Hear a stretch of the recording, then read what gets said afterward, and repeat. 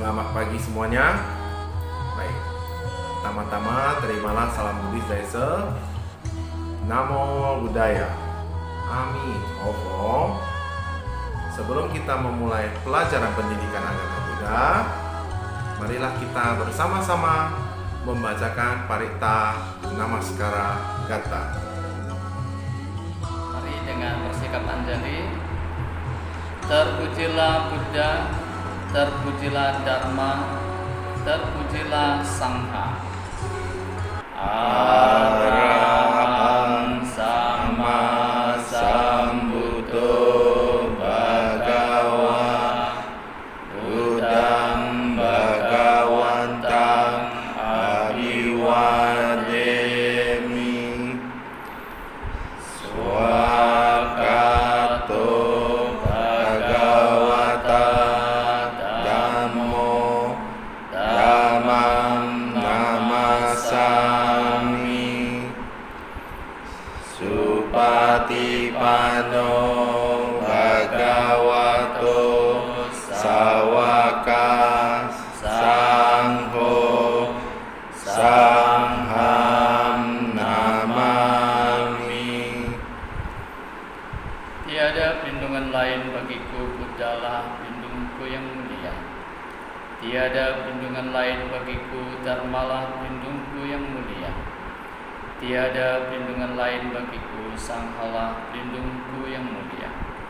Berkat kebenaran pernyataan ini, semoga kita semua berkembang di dalam ajaran Buddha.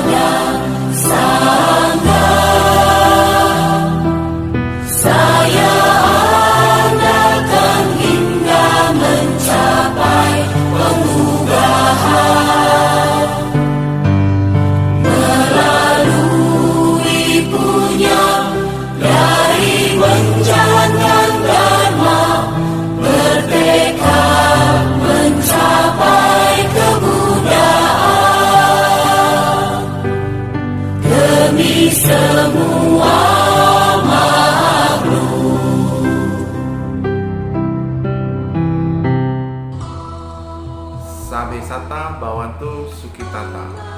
Semoga semua makhluk hidup berbahagia. Sadu, sadu, sadu. Selamat pagi semuanya. Namo Buddhaya, Amitabha. Jadi kita sudah sampai di kelas 11 untuk pertemuan 10 di semester kedua ya.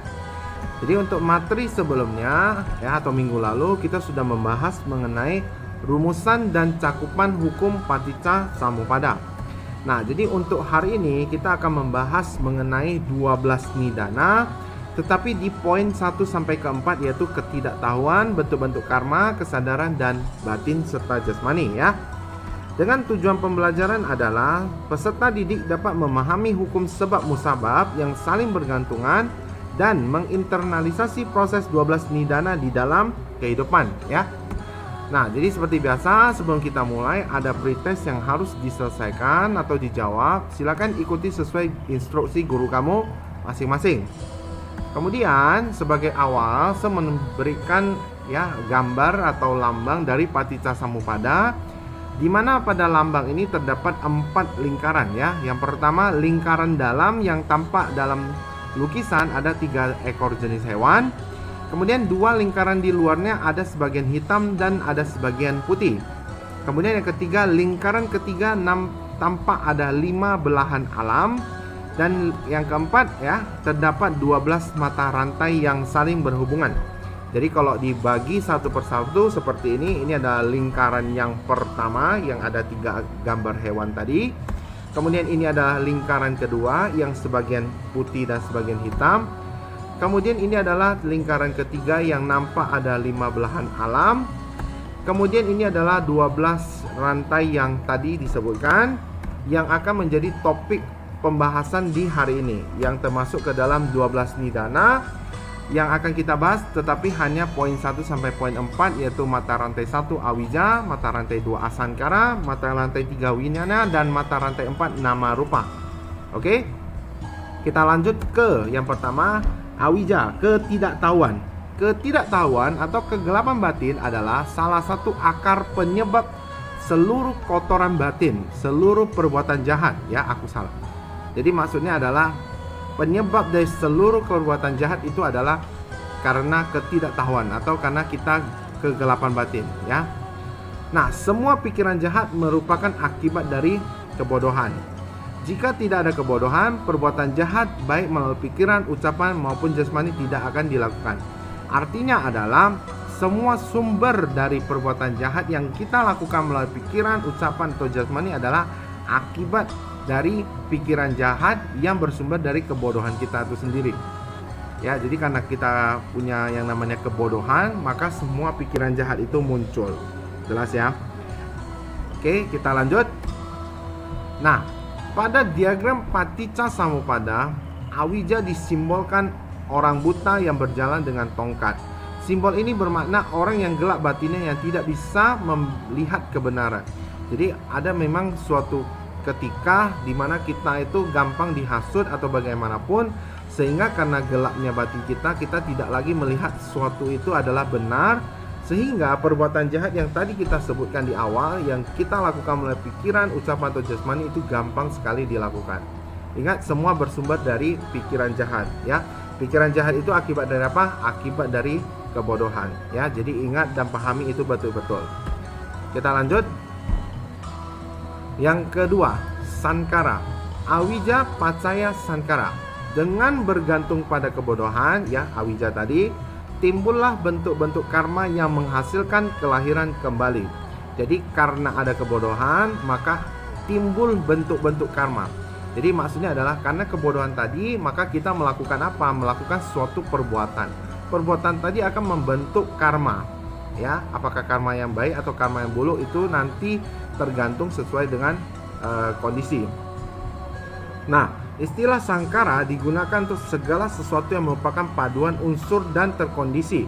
Munculnya makhluk hidup karena akibat dari sebab dan kondisi. Jadi maksudnya adalah di poin ini menceritakan bagaimana makhluk hidup itu muncul akibat dari sebab dan kondisi. Artinya tergantung dari karmanya.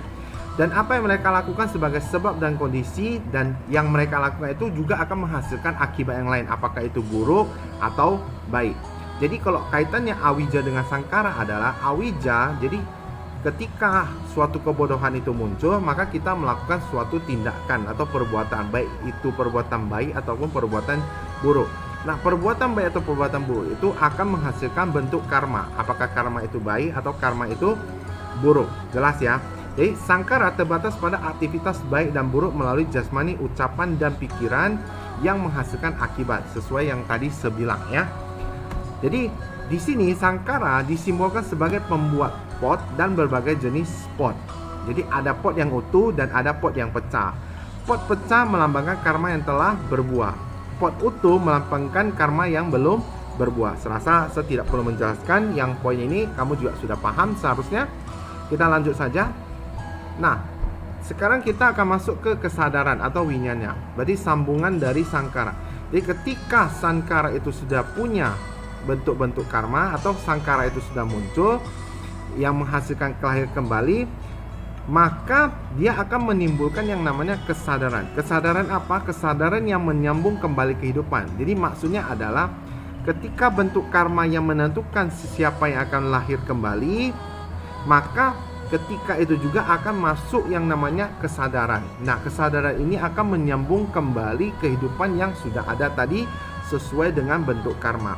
Nah, dengan kata lain, bergantung pada karma atau perbuatan baik dan jahat di masa lampau, terkondisi kesadaran dalam kehidupan yang sekarang. Maksudnya sesuai dengan bentuk karma sankara yang dulu, ya, baik itu jahat ataupun perbuatan baik, maka terkondisi jugalah kesadaran di kehidupan yang sekarang. Karena itu, kesadaran merupakan faktor pertama atau nidana yang pertama dari urutan kondisi kehidupan di kehidupan sekarang. Maksudnya adalah winyana inilah adalah faktor pertama dalam kehidupan yang sekarang. Kalau awija dan sankara itu adalah punya di masa yang lampau, di mana awija dan sankara ini bersama-sama membentuk winyana. Jadi kesimpulannya adalah ketika kebodohan muncul, kita melakukan suatu tindakan membentuk karma, maka karma itu akanlah membentuk kesadaran. Jelas ya? Jadi awija dan sankara akan membentuk kesadaran yang akan muncul di kehidupan yang sekarang. Tentunya sesuai dengan bentuk karma yang tadi. Kita lanjut.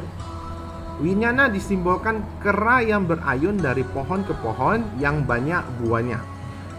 Simbol ini melambangkan kesadaran yang merupakan penyambung dari satu momen kesadaran ke momen kesadaran berikutnya. Dapat juga berarti kesadaran yang menyambungkan dari satu kehidupan ke kehidupan berikutnya saat kematian. Serasa sudah paham ya untuk poin ini. Kalau kurang jelas nanti bisa diperdalam di buku ya. Oke, kita lanjut. Sekarang winyanya pacaya nama rupa ya, batin dan jasmani dalam kurung nama rupa. Dengan bergantung pada kesadaran, timbullah batin dan jasmani. Jadi ketika, kalau dimulai dari awal, ketika seseorang melakukan tindakan kebodohan, maka muncullah bentuk karma. Ketika bentuk karma sudah muncul, maka akan tercipta kesadaran. Kesadaran akan menimbulkan batin dan jasmani. Dalam hal ini berarti yang dimaksud jasmani adalah tubuh fisik, organ-organ tubuh, dan lain-lain. Batin berarti unsur batin seperti perasaan, pencerapan, dan bentuk-bentuk pikiran. Nah, dengan kata lain, winyanya pacaya nama rupa berarti bergantung pada kesadaran, timbullah 3 unsur batin ya, yang tadi perasaan, pencerapan, dan bentuk pikiran, yang membentuk batin bersamaan dengan terbentuknya tubuh jasmani dalam tahap awal suatu janin. Jadi kalau begitu menyebutkan sampai tahap janin, seharusnya kamu sudah punya gambaran dari awal, berarti kebodohan yang tercipta membuat kita melakukan suatu tindakan. Tindakan berarti menghasilkan karma. Karma akan menciptakan kesadaran. Kesadaran akan masuk ke dalam janin yang akan membentuk batin dan jasmani. Oke, bisa dipahami sampai tahap ini? Nah, begitulah seharusnya. Oke, kita lanjut. Nama rupa disimbolkan 2 orang menaiki perahu yang didayung oleh tukang perahu. Ini melambangkan batin dan jasmani yang bersama-sama mengarungi kehidupan, namun tidak mengendalikan kemana tukang perahu akan membawa mereka. Serasa kamu juga sudah paham ilustrasi seperti ini. Artinya adalah batin dan jasmani kita sama-sama mengarungi kehidupan ini, tetapi kita tidak tahu akan dibawa kemana kita ini, ya. Oke, untuk kesimpulannya adalah ketidaktahuan atau kegelapan batin adalah salah satu akar penyebab seluruh kekotoran batin. Dengan bergantung pada kebodohan, timbullah bentuk-bentuk karma. Bergantung pada bentuk karma yang menghasilkan kelahiran kembali, timbullah kesadaran. Bergantung pada kesadaran, timbullah batin dan jasmani. Jadi ini adalah 4 mata rantai ya. Masih ada 8 lagi yang akan dibahas di pertemuan yang akan datang. Oke, untuk post testnya silakan ya, ada 2 soal, silakan dijawab seperti biasa. Kemudian untuk materi yang akan datang, kita akan membahas ya mata rantai yang ke-5, 6, 7, dan 8, yaitu ada 6 landasan indera, kontak, perasaan, dan nafsu keinginan. Oke. Jadi untuk pembelajaran agama Buddha untuk kelas 11 sampai di sini dulu. Terima kasih atas perhatiannya.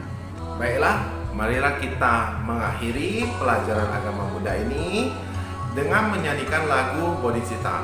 Ya, bersama-sama kita beranjali untuk menyanyikan lagu tersebut.